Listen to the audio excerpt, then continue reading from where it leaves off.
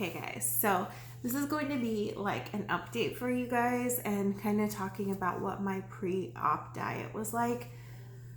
I had this like vision that I was gonna do like updates throughout the week, and I just felt like so sick some of the days. I just like couldn't even because I still had to take care of Jackson and, you know, get stuff done before my surgery. So I just decided to do it all at once. I'm kind of glad I did, because I can kind of like talk you through like emotions and the stages I went through doing the pre-op diet. So before I get started, I did take my starting weight on like a doctor scale. It's at Justin's work, and then I took it again this morning on our scale. The reason I didn't use our scale the first time is because it's really weird. Like, it's black and the screen lights up white, and I don't like it. I'm probably going to order another one because I just don't think it's going to be good for like updates, you know, when the screen's white. It's a good scale, it's just like weird. But today I weighed myself because I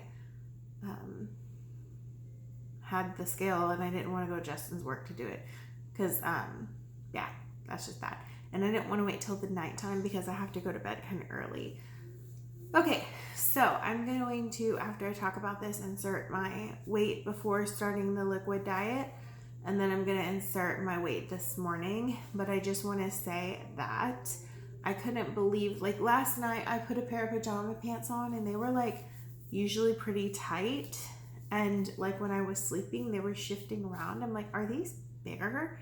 Like, it was so weird. So I was like, well, I'm going to take my weight in the morning even though surgery is tomorrow.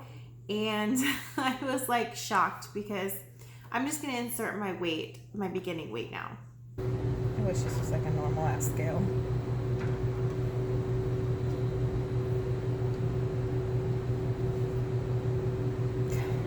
In the middle. There you go.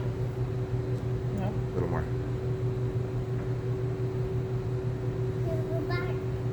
So what is that? 287 and a half. 287? So that was my beginning weight, 289, I believe. I'm going to have to see in editing. I'm pretty sure that's what it was.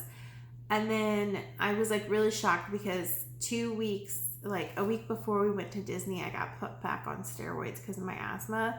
Like, and I had to do 2 weeks of it, which I gained fast on steroids. And so I was dreading it. And I did like gain some on steroids. So I don't know if what I'm about to tell you is partly because I came off of steroids then this, I didn't have steroids last week or this week. So, my weight this morning was 268, and I was like, what the hell? That's like 21 pounds. What? I'm just like super shocked. I did record it this morning. I'll insert that now.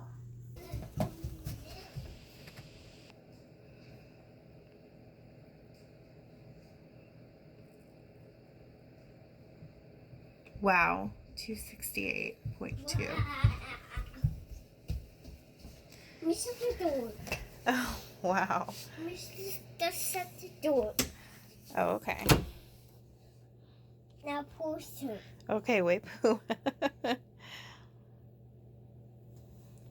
What does he weigh? Okay, so really quick, I'm gonna let you guys know what I was actually able to eat this week. Basically the list is you're allowed to have water, sugar-free lemonade. So like some sugar replacements actually have sugar in them, so you have to watch for that.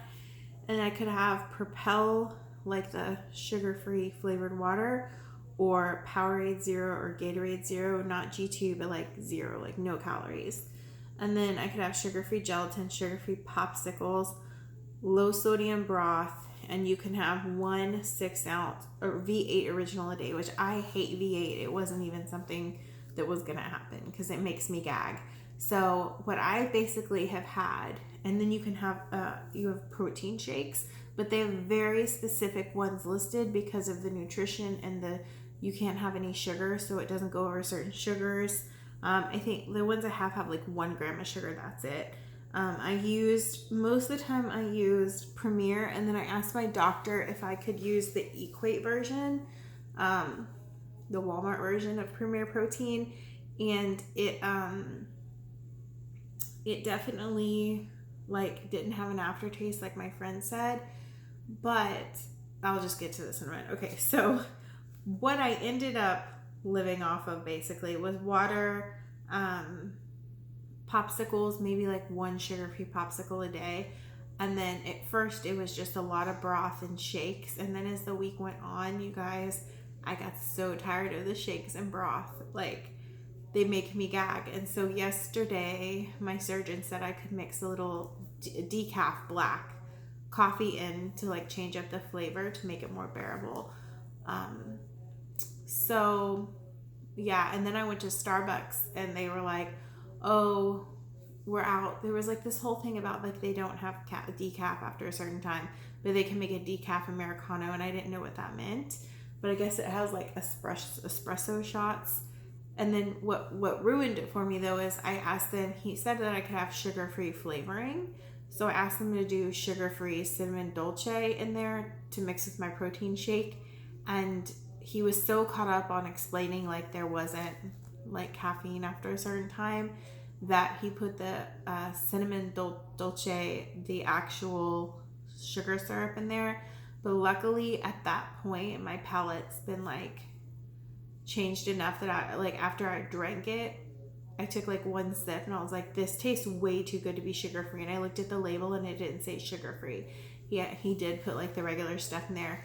So it was only like one small sip, so it's like not a huge deal, but okay. So mostly the first 2 days I had broth and the shakes, and then I just really, the protein shakes, I just really was like struggling like with hunger and just the need to choose something. So I did end up using Jello, which usually vegetarians don't use. It's got gelatin, which is made of boiled pig skin, but in my C-section, they accidentally gave me Jello when I was drugged up. Like the nurse didn't know it was vegetarian. Most people probably don't even know Jello is not vegetarian.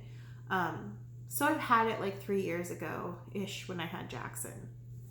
Not a huge deal. I'm like so thirsty because today I've only had one shake and I just haven't wanted anything else. So the first 2 days weren't too bad. My biggest issue was just hunger. The third, fourth, maybe the fifth, or maybe the fifth day was on. Maybe it was like the third and fourth day.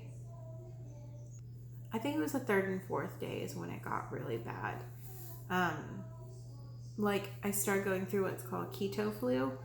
So everything you're allowed to have on here. Also, I forgot to mention the sugar-free Jello. I like tried to eat it, and I'd eat some here and there, but I like didn't even cook all the packages because I just like, I don't know.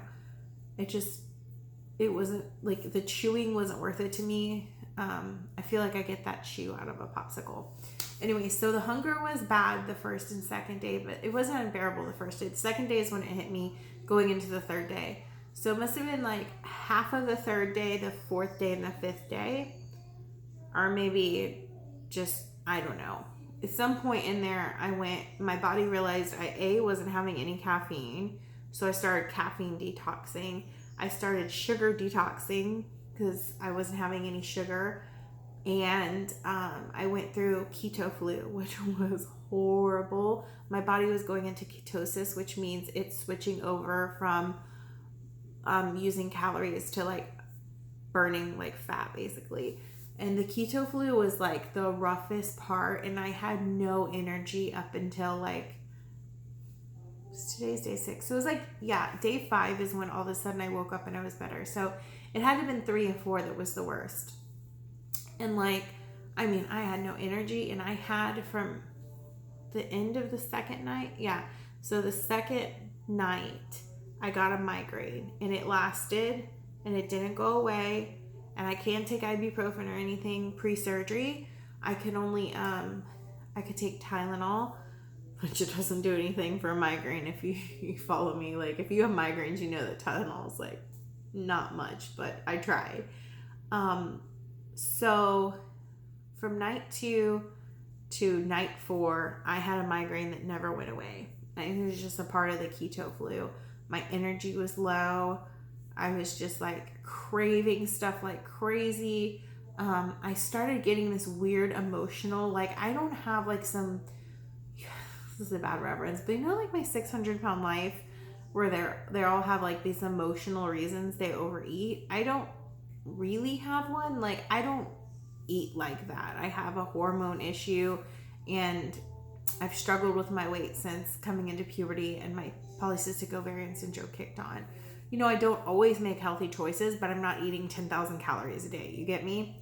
So I don't have like some weird emotional, I don't like eat to cope kind of thing. So it was really weird for me to feel this like weird mental emotional stuff all of a sudden, where I started feeling like I'm never gonna have food again. I started like mourning it. It was so weird. And I was like, what the heck?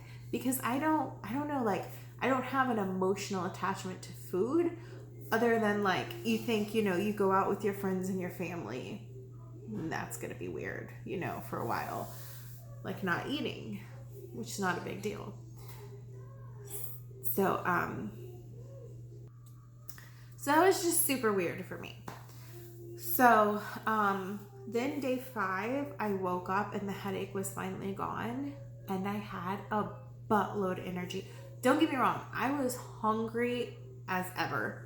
Like I was still hungry as hell, but like I had, like compared to the energy I had a boatload of energy. All of a sudden I got through keto flu or whatever, and I was into ketosis.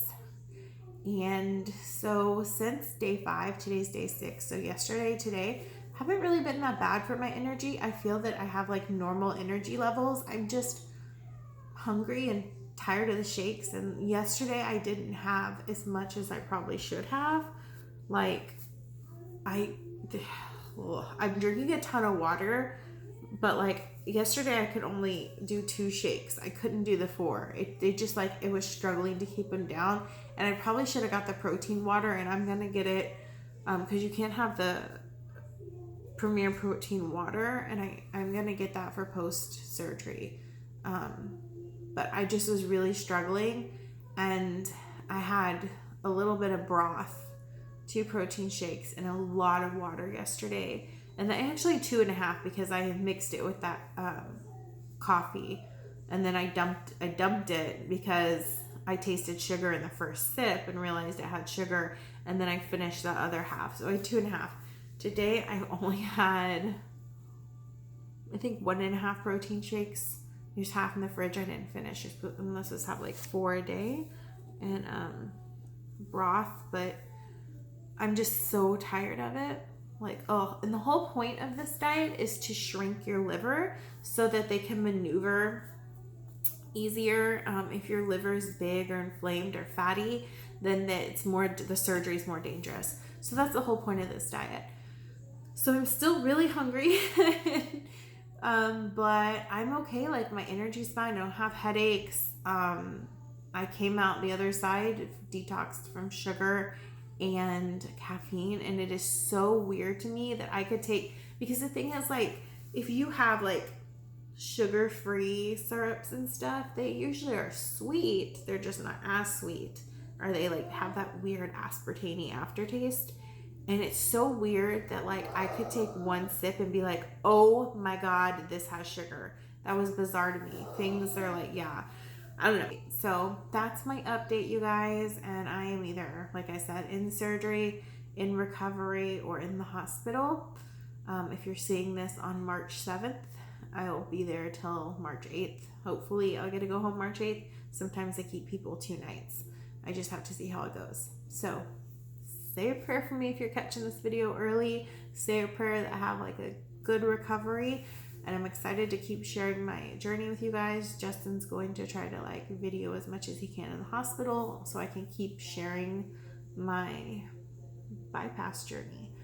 So anyways, I'm really excited, but I'm also really scared at the same time, because surgery is surgery, and it's a longer surgery. I think it's one of the longest surgeries I've ever had. This definitely, yeah. So anyways, just say a prayer for me, and I'll see you guys on the other side. Bye.